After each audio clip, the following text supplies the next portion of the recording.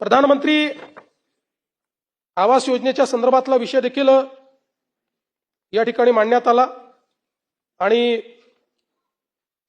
त्यामध्ये तरतूद कमी करण्यात आली असं सांगण्यात आलं. हे खरं नाही आहे.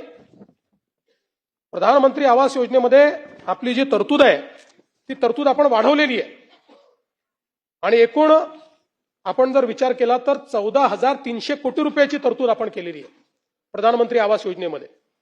आणि आता याच्यामध्ये विशेषतः प्रधानमंत्री आवास योजना ग्रामीण आपण बघा 2022 पर्यंत सर्वांना घरे अशा प्रकारची जी घोषणा होती ती घोषणा कशावर आधारित होती? ती होती 2011च्या 12च्या एससीसीसी सेन्ससवर. एससीसीसीचा जो सोशिओ इकॉनॉमिक सेन्सस झाला होता त्यामध्ये महाराष्ट्रामध्ये जेवढे बेघर दाखवले होते, देशात जेवढे बेघर दाखवले होते त्यांना 2022 पर्यंत घर द्यायचं होतं आणि त्यानुसार तो आकडा आपण पूर्ण केला.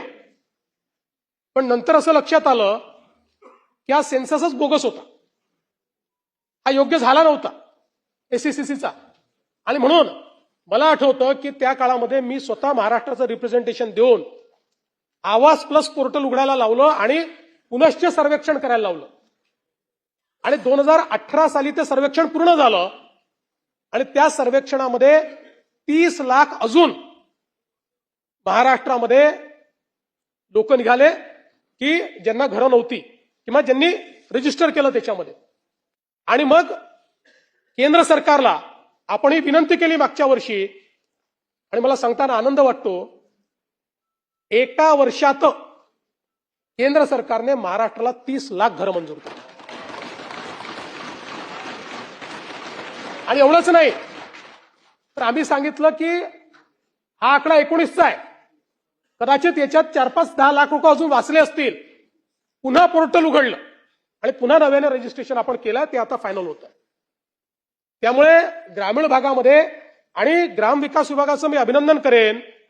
ग्रामविकास विभागाने 1 महिन्यात 30 लाखापैकी 27 लाख लोकांचं रजिस्ट्रेशन करून त्यांचं घरकुल मंजूर करून पहिला हप्ता त्यांच्या खात्यामध्ये नेला.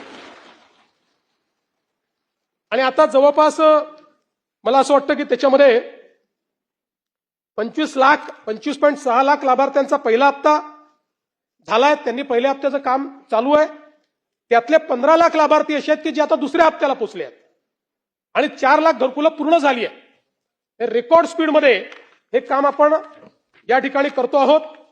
आणि विशेषतः आपण दिलेल्या अनुदानातही आता वाढ केलेली आहे आणि ती वाढ करताना ही जी 30 लाख घरं आहेत पहिल्या दिवसापासून रूफटॉप सोलरची घरं असणार आहेत, त्यांना विजेचं बिल येणार नाही.